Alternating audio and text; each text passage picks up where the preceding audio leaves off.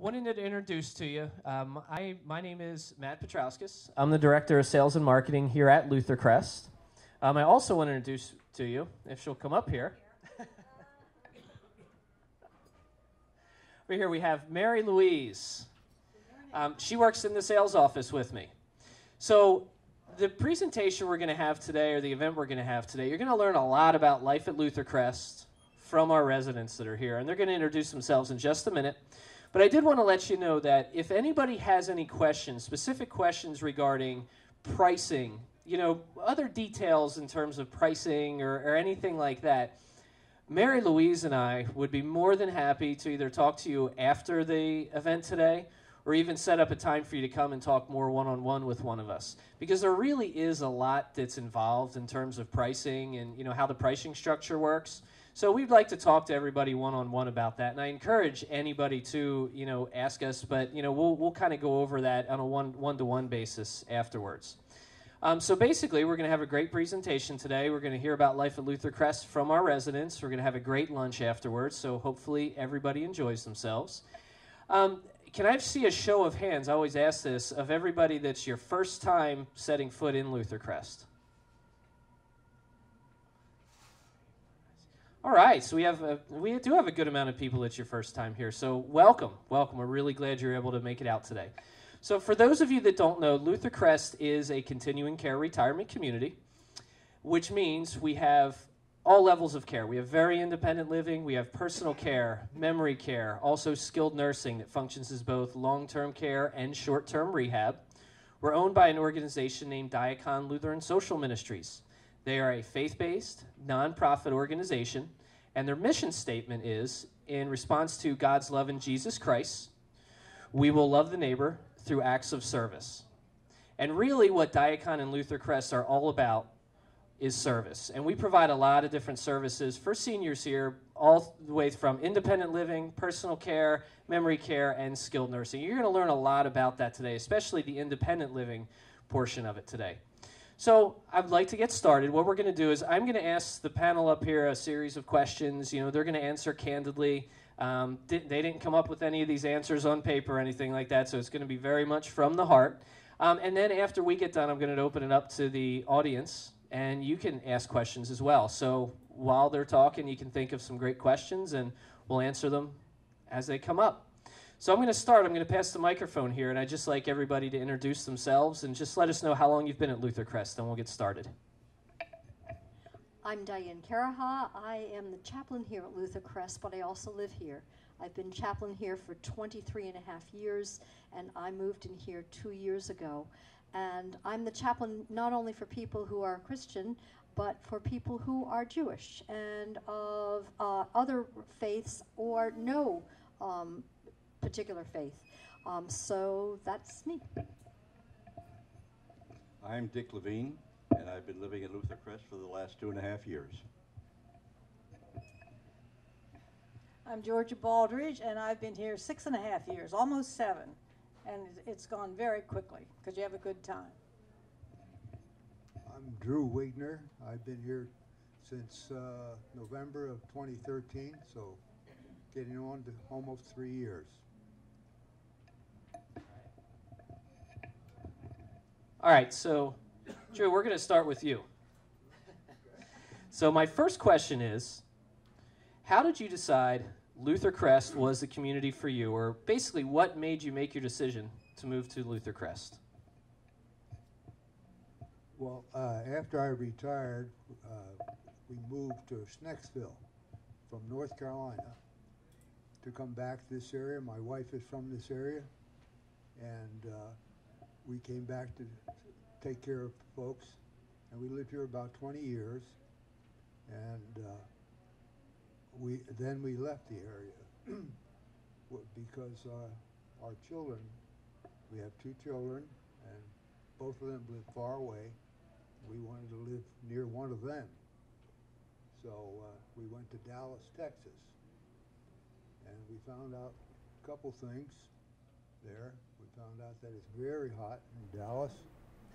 Nice place and very nice people, but it's very hot, and I'm an outdoors person.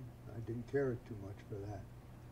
so we came back here, and how did I know that I wanted to come to Luther Crest? When we asked that, right? Well, before we left, as I said, I was retired for 20 years before I left here. And in that 20 years, we did Meals on Wheels, which some of you are familiar with, I'm sure. And we visited a lot of the senior living locations here in the valley. And I had a parent in one of them also. And so we had a chance to evaluate. Can you put the mic up a little Yeah. closer? And we had a chance to evaluate then the location. So I guess it almost came second nature to me when we decided to come back from Texas that I was going to come to Luther Crest, or we were going to come to Luther Crest. And that's essentially how we got here. And we came here because we liked the environment, and we knew a number of people here already. And we thought it was very, very nice. And we found it to be so. That has all the features that we were looking for. And we didn't have as much trouble as I thought we would. Because we did wait till we were a little bit older than most folks to come here. But we've adjusted well, had no problem. And the folks here have made it easy to adjust as well. All right.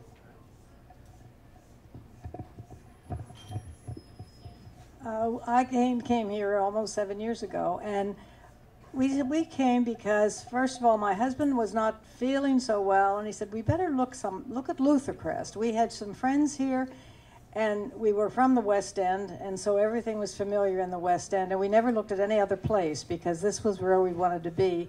And that was our decision to come here. And our boys said, we have a son in Lancaster, and he said, wouldn't you like to come to Lancaster? And we said, no, we would rather stay here. So we're here, and we're very happy. My wife Dorothy and I, we started our, shall I say, search for a long-term residency about 2 years before we actually made our decision. And during that time, we investigated every facility in the area.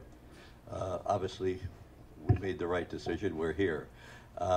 One of the factors that drove our decision, well, we were getting up on our 80th year. We had already started to downsize. We lived at the Fairways at Brookside in Macungie. We also had discussions with family and decided that the best gift we could give to our children was to never be a burden to them. And that seems to have worked out pretty good. They still call and ask questions about how we're doing, and then they ask if I'm telling the truth. It's the usual thing that kids do. You'll have to go through it. What drove our decision to be here? Well, obviously we liked what we saw at Luther Crest. We like the lifestyle here, and it is a lifestyle. This is not a nursing home. This is where I live. This is my home, and we live here. It's a very happy place. It's very fulfilling to your own individual lifestyles. You can be as involved as you want to be, or you can be as little as you want to be. And that brings us up to Diane. Well, as I mentioned, I'd been the chaplain here for back when I made the decision, for about a little over 20 years. I had taken our former director of marketing on a speaking engagement, and I found out at that time that Luther Crest was more affordable than I ever knew. And one day when I was working out in the fitness area, it was very cold out. And I thought, oh, it would be so nice not to have to go outside in order to go home. And then it hit me that I could live here at Luther Crest, because I had been praying about where to live when I retired. I'm not retired yet, but when I retired. And I suddenly realized that was the answer. That was the answer to move here to Luther Crest. I moved into a studio apartment. I loved my studio apartment. But one day, I was out at having my devotions on my little balcony, and I saw this person going by, and I said, that looks like John Dysinger. Now, John Dysinger was a man whom I knew. He was a pastor, Lutheran pastor, and his wife had died about 6 months before, and I knew that. So I thought, I want to get to know him a little bit more. I had told my son there was no way I would ever get married again. Okay, just putting it out there. But I thought, it might be nice to know this guy. So he walked in the morning, and I walked in the morning, but I walked the other way, and we said hi and enjoyed one another's company as we would talk every once in a while. Well, then we fell in love and then got married. So then I moved to a 2-bedroom apartment with him. However, I must say, moving into my studio apartment, it was just absolutely perfect. But this is even more perfecter.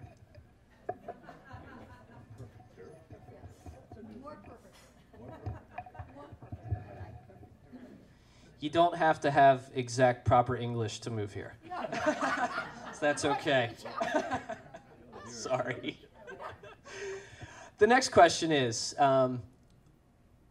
either when you were making a decision to move to Luther Crest, or after you made that decision and you were in the process of moving to Luther Crest, what was the biggest hurdle you faced? Either making a decision or after you made the decision moving to Luther Crest, and how did you overcome that hurdle? Getting rid of stuff, and it was great. We had a couple of garage sales, and then we gave it away to kids, and then we gave it away to like Goodwill and Big Brothers Big Sisters and the refugee resettlement program. So getting rid of stuff. I would say that our biggest hurdle was more psychological. We went through self-inflicted anxiety attacks with, are we doing the right thing after we made the decision? And there were days when I would say to Donnie, we're not going.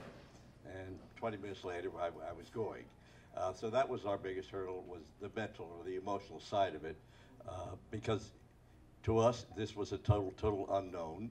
I got to be honest with you, we did not have the opportunity to sit in this type of an environment to learn more about Luther Crest, which is, we hope is more calming to the people here. So that was our hurdle. Well, my hurdle was packing boxes. I got so tired of packing boxes, but I never had any anxiety about coming because we had visited people here, and we just knew this was going to be the place we wanted to be. But as I said, it was a big hurdle to get rid of a four-bedroom house and get rid of all the stuff in the attic, the basement. But we did it, and when I came here, I can remember waking up one morning and thinking, I am so glad I don't have to pack another box. So you get very settled once you get here. You're so glad you came. I guess our biggest apprehension was, like Dick, did we make the right decision? Now, in our case, it was sort of a larger decision because we're going to move from Texas back to Allentown, and not only, even though we had downsized when we moved to Texas, we knew we'd have to downsize again, and of course that was probably the biggest stress in getting back here. But we made that decision after yeses and nos, and did we make the right decision? And we haven't been sorry since. We're very happy. Slide on this side. So next question, this is a question that, I get asked, well, not asked a lot, but I hear a lot about. How did your, not just circle of friends, but how did your circle of friends or family react when you first told them that you were going to move to a retirement community or move to Luther Crest? Well, let's talk about circle of friends. As I said, we had just moved to Texas about a year and a half before we came back here, and we had developed a circle of friends in the neighborhood we moved into. And what our circle of friends think? They thought we were crazy to ever leave Texas, that's what. But having been here before, and my wife being from this area, it wasn't bad at all. And we knew we made the right decision after we got here.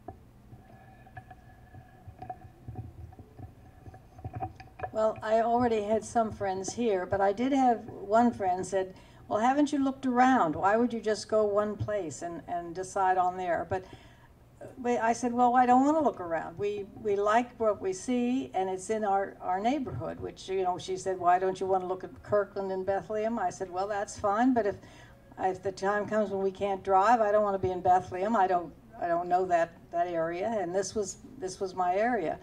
And but most of our friends were, I remember one particular friend of mine who was in Phoebe. She was recuperating. And she said to me, Georgia, you've made the right decision. And I think, well, that told it all. And I know we made the right decision. We had some difficulty with some of our friends, and it was a disappointing experience. When we announced that we were considering moving to a continuous care retirement community, especially Luther Crest, we were getting responses like, what do you want to do that for? You're too young to be doing that. Do you really need that? That's very expensive. And we found it to be rather disquieting and depressing, so much so that we spoke to a clergy at our church and also to some of our physician friends. And they came to a very interesting conclusion, which I'll share with you, that you may want to think about. They said one of the dumbest things you did in making your decision was to discuss it with outsiders. Said because what you're doing, their reaction is they're not against your going there. What is giving them trouble by you just telling them what you're going to do, it makes them aware of their own situation, that maybe they should be thinking about that too, and they really don't want to. And even to this day, after we're here, we still have friends that come and visit, very good friends, but they wrestle with this problem today. And, what's that? Oh, I'm sorry, that's the staff back here. They're telling me to get off the mic. So that was the thing. We were disappointed, the reaction of friends. Family-wise, we always had a plan. I'm accused of planning too much in our life, but we had a plan. The kids, which are all grown up, we have great-grandchildren, they always used to say, you have to have a plan, Dad, you have to have a plan. We had a plan, we stuck to the plan, and the plan is working. That's great. I had been widowed for 10 years before I made the decision to move to Luther Crest. And I was tired of taking care of a house and all the all the sidewalks in the, during the winter rather, and the mowing during the summer. And when I told my kids that I was considering moving to Luther Crest, they had no problem with that. Again, they knew Luther Crest. They had been here since they were young kids, and they loved Luther Crest. They thought it was great. Some of my friends thought maybe it was too early, but I knew, and I told them the reasons, and they were supportive.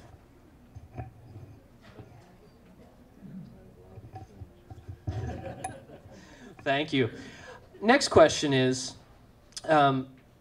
when you got to Luther Crest, I know most people, come from a bigger house, and most people are downsizing into a community like this. So how long and how was it adjusting, or how long did it take you, or how was it adjusting to life living in a community and living in a community like Luther Crest? I knew this community really well. They're my friends. So it was no transition problem at all. It was really interesting. Upon arrival at Luther Crest, I found that my family went from 2 daughters and a couple of grandchildren, great-grandchildren, to a couple of great-grandchildren, to 350 family members. It is wonderful. And I think when I had my first meal, I realized this is a good place to be. I don't have to cook anymore. Well, all the women are clapping. we found, just like Dick, that coming here, all of a sudden we had a large group of friends. Now, we thought we had a good social life in our last couple moves, but coming here was quite an experience. The adjustment was just getting used to being able to have so many people to deal with, talk with, and enjoy their company. And this is the biggest plus in coming here. Thank you. So I know you mentioned that was the biggest plus about coming here, so that might be your answer to this next question, but this is just an open question here. For each of you, what is your favorite thing about Luther Crest, or what do you like best about Luther Crest? It might be a hard question, but what is the one thing you really like best about Luther Crest? I like the fact that you can invite different people to have dinner with you every night if you wish, and get to know people in other walks of life. I spent my life in engineering, started over here at Western Electric, and lo and behold, I found that there's people in other areas of living that had a very interesting life, and we talk about that. Well, I think the most interesting would be the people.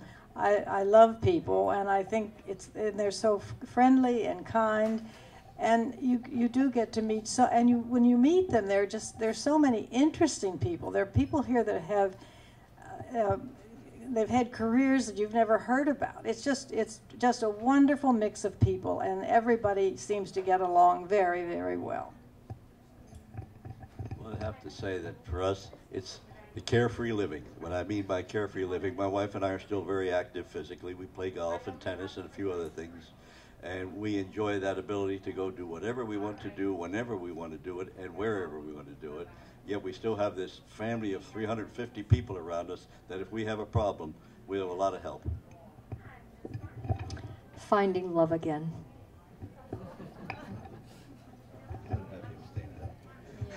It's a great answer.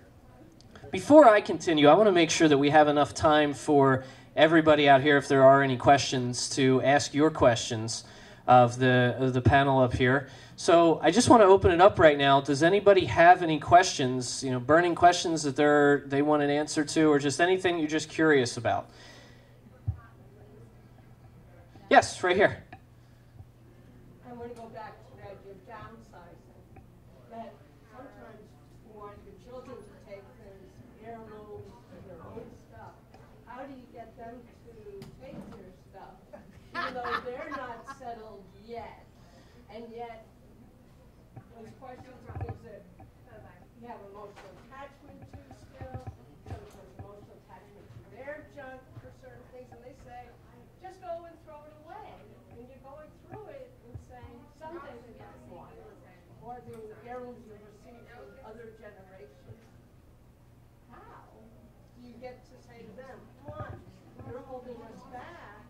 Part of the reason we're keeping the house is we still have your stuff. Yeah. So the basic question is, how do you get your kids to take stuff? How do you talk to them about that? So before I let the panel answer, I just want to mention one thing, that we do work with senior move managers, okay? They can basically help you organize, they can help you pack, they can help you downsize, they can help you move, they can help with all the logistics. And if for some reason your kids don't want to take the things, they can help you get rid of them. Whether it's giving them away, donating it, whether it's going to auction, whether it's finding places for them, they can help you with every aspect of that. And I know that doesn't answer your question about how do you get your kids to take things, but I did just want to mention that there are people out there like that. There's some companies that we work with, that we partner with, that we can definitely get you connected with that would help out with that. But I'm going to open up to the panel to see if they can shed any light on how do you get your kids to take your stuff. I'm going to take it in steps. First of all, discern what you really want to keep yourself, and then if you've chosen your apartment, whether it's a studio or 1 bedroom or a 2 bedroom, whatever it is, either with the help of a senior moving, people who will help you do this, or yourself, make a floor plan and make sure that your stuff fits. Because if it doesn't, you've got to get rid of it anyway, all right? So that's number one. Number two, then ask the kids, say, whatever you don't want, please know that, and I don't want, or we don't want, then this is going to be going to Goodwill or to the refugees or whatever. Please know that I'd love to have you, I really would love to have you have this heirloom or whatever, use that I statement, have whatever you'd like, but know that if you don't, then it's going to be going someplace else. Are you okay with that? And handle it that way. And then you need to have peace, probably, that either I'm taking it or they're taking it, or it's going to go to someplace else where it can be used, and just be at peace with that. It's using the I statements, though. You know, I would really love to have you have this, or this was yours when you were young. I'd really love you to have this, but know that if you can't take it by X number date, when we're moving to Luther Crest, then it's going to go and find another home. So I hope that's helpful. Following on to Diane's thoughts, to answer your question in a few words, tell them by such a date it's all going to Goodwill Industries. Now, I'm serious, because you know the kids, they want to be good. They want to make you feel good that they want things, but they really don't want them. They have their own life, their own lifestyle, their own furniture, their own plans, and don't be upset if their plans don't quite jive with your plans. But my answer is, tell them you're going to it's all going to Goodwill Industry at the end of the week. One more thing that I was made aware of, by the way, is your kids or your grandkids might know of online sites to get rid of heirlooms. I know my husband John was talking about knowing some of these. So that's maybe another way that Senior Moves by Design or some of these others would know to help you get rid of heirlooms that you don't want to go to Goodwill. You want them to have, maybe they're of more value than that. I agree with Dick. Your children do have their own lifestyle, and I have three sons, and one of them did take quite a bit of things, but the other two, their lifestyle didn't fit with my lifestyle. But then my grandchildren took things, and I had an heirloom, an old music box, and my grandson wanted it, and he's not married, but he wanted it, and so you might go down the next generation with your grandchildren. But and then you just take it to auction, or you give it to Goodwill, or you give it to the refugees. We found that, just like Georgia just said, that our children were well equipped. They had moved a number of times themselves and had gotten in the situation they had just what they wanted in the way of furniture, so on. So the only way we got rid of anything to family is to grandchildren or grandchildren-in-law. And what comes to my mind is I had an antique typewriter. Nobody has a typewriter anymore, do they?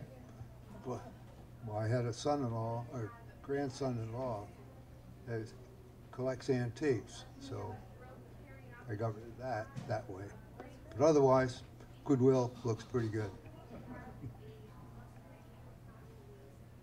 That was a great question. Another question. You have one? Someone mentioned about not cooking, and that's a big thing. What I want to know is, how is the meal set? How is the meal? Do you have breakfast? Do you have lunch? Do you have supper? Do some on your own, or all on your own, or what? So the question is, how do the meals work here? I know it came up before about, not having to cook as much. And the question was, how do the meals work? Is it breakfast, lunch, dinner, or how exactly does that work? And I'll let, I don't think all of you have to answer it, but if one or two of you want to take a stab at this, who would like? Well, first of all, you're not going to go hungry. That's a problem. Too much eating. The meal plans here are you're entitled to, and Mary Louise can take you through the details of, including your fee is a one meal a day. You can take it at the noon hour, or you can take it in the evening, or you can take it not at all and then accrue it and go down sometime to the bistro and get some casual food. We usually have lunch or take the noon meal at 3 times a week, and the other days we have, because of this 350 member family that we're a part of here, we have dinner with several people that are pre-scheduled, and that works for us very well. Now, from a perspective of what do you have to do, well, my wife is sitting over here, so I must be careful. But I can tell you the oven has not been used in 2.5 years. The frying pan hasn't been used in 2.5 years. As a matter of fact, I think the only thing that's been used is my cereal bowl. How about the microwave? The microwave gets a lot of work from me. So it's a very, that's sort of a non-issue here. The only thing you have to watch for is gaining too much weight. There's too many things to choose from. If people like, some people do like to cook, and they're welcome to do that. But as Dick said, as part of the meal plan for people in the apartments, it's one meal a day, and you can use that allotment for however you want here, either in the dining room or over in the bistro. If you live in a cottage, in one of the cottages out there, like as Drew and his wife do, then they have 8 meals a month that they can use however they want. But they have, I mean, we all have kitchen facilities. John and I happen to eat usually in the evening here, and then we use some of our dining dollars over in the bistro, especially for lunch, and then we make our own breakfast, usually. And the meals, the 2 meals, the lunch and dinner, it's the same meal. So you will get the same meal at lunch if you come, or if you have a dinner, it's the same meal. With multiple entrees. Oh yes, you have choice. You have at least 2 choice, usually 3 or 4 choices actually, because they have always a special of the day. And you really always find something you like. And if you don't, you can always have an omelet. Thank you. I needed to know that. I had to cook for 11. Wow. Okay. You're going to go into trauma. So that all being said, I know a question we get, Mary Louise and I get asked all the time is, how is the food? Wonderful, most of the time. I mean, and you can always find things that you want, because we have a salad bar, and we have soup bar, and we have bread bar, and we have entree bar, and we can also order on our own, as you said, omelets or ham or chicken or fish, or, you know, those things are available all the time. So we have several different choices, and if anyone goes hungry here, it's their own fault. I'm just saying. I'd stand up, but I really don't want you to see my belly. For me, it's a battle. You know, when you go down the food serving line there and you see all those wonderful things, I think I have to have all of them, and I do, and that's trouble. But I will, one word of caution: watch out for the desserts. They'll jump up and bite you. Well, I just want to say the food is good, and I just give you an example. Last night we have a birthday dinner once a month for the birthday people in that particular. And last night we had shrimp cocktail, lobster tail, filet mignon, vegetables, and mashed potatoes, and birthday cake for dessert, and a salad. So, you know, that's only once, but our meals are really, you can always find something to eat. I mean, having attended the birthday dinner last night, I have a hard time thinking of any other meal. It was fantastic. And they're not all like that, but when we come, my wife, we live in the cottages, and so my wife still does cooking. Unfortunately, she still likes to cook. So, that's. You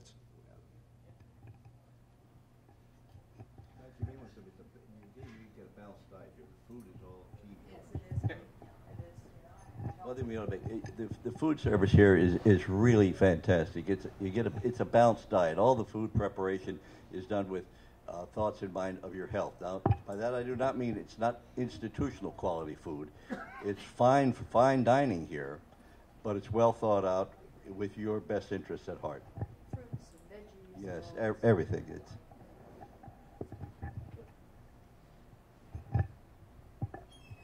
Yes. Oh, was there a question over here? Oh. Could you speak on gratuity? No gratuity is allowed. So the question was if we could speak on gratuities here. There are no gratuities allowed to be given to any employees. So that is such a wonderful relief.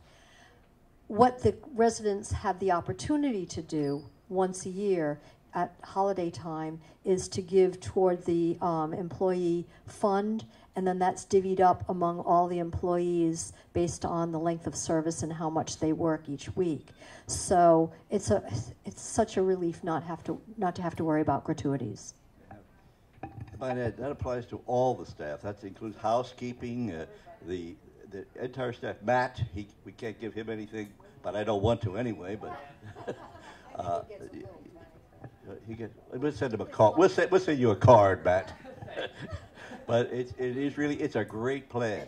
It's purely volunteer, as Diane said. Where once a year they divvy up this pool, and it's quite a sizable pool by the end of the year. And the employees appreciate it, and we appreciate it, because there's no concern about by giving somebody a tip that you're going to get something special, because the problem is, as I understand it, Matt, is if you're caught giving an employee a gratuity, that employee's out of a job. I've been told that. If the employee accepts it, yes. Thank you. You had another question over? Yes.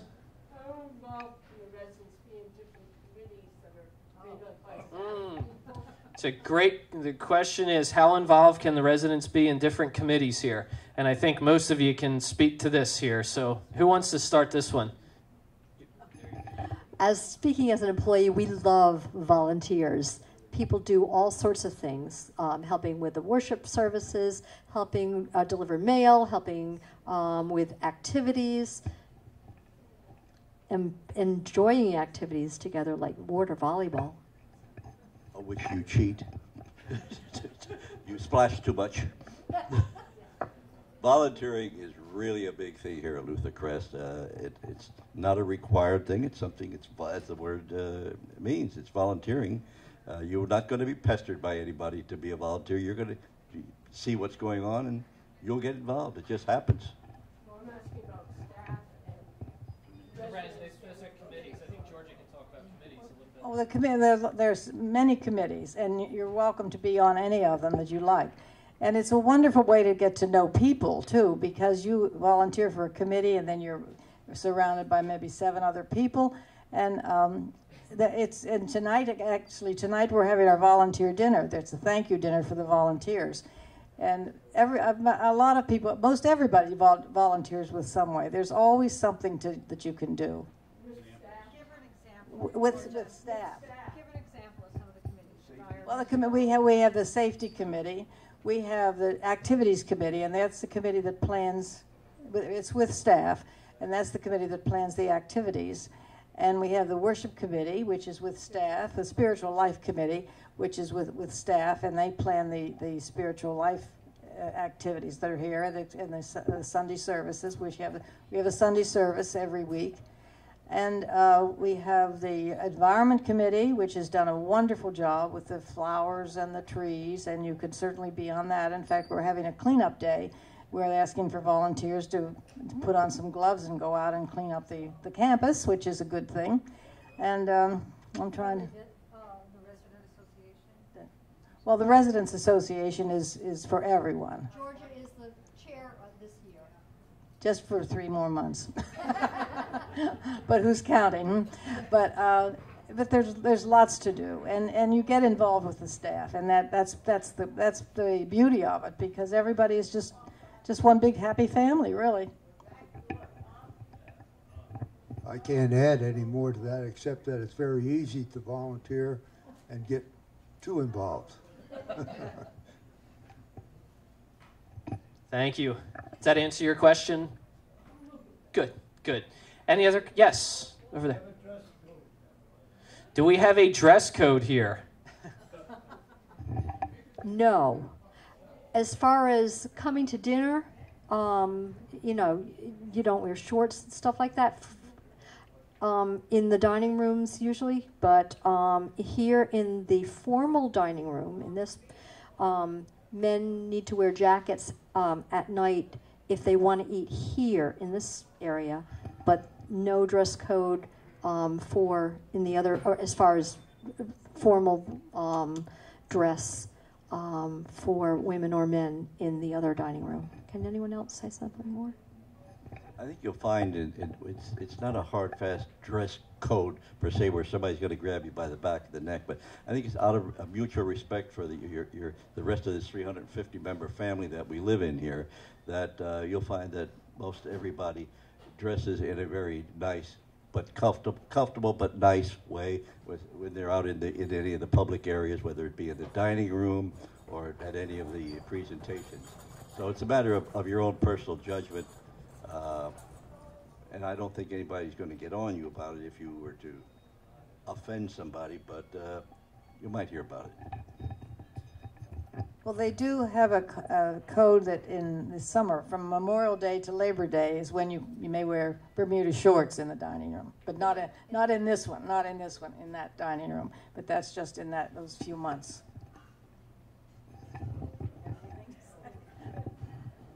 But as far as wearing like shorts or t-shirts and all that stuff, that's certainly allowed in any of the other areas anytime.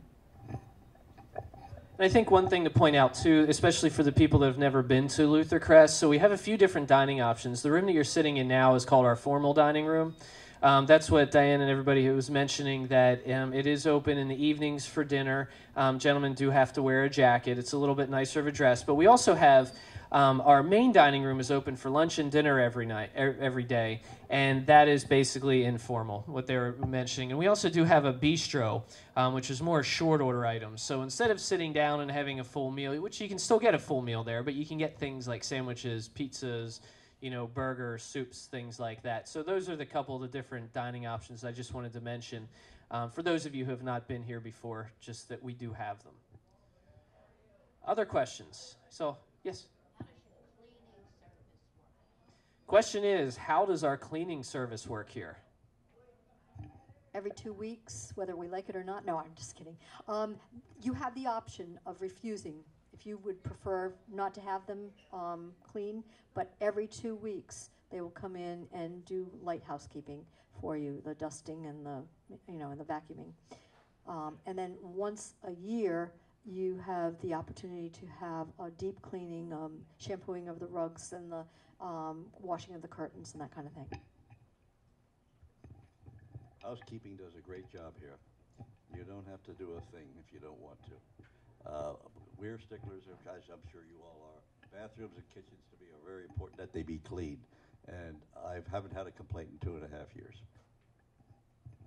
And if it snows, if it's an inch of snow, they'll clean off your cars. So they're wonderful.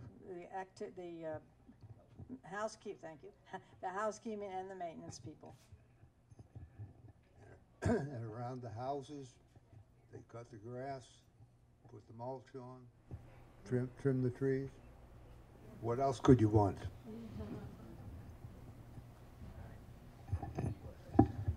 Other questions?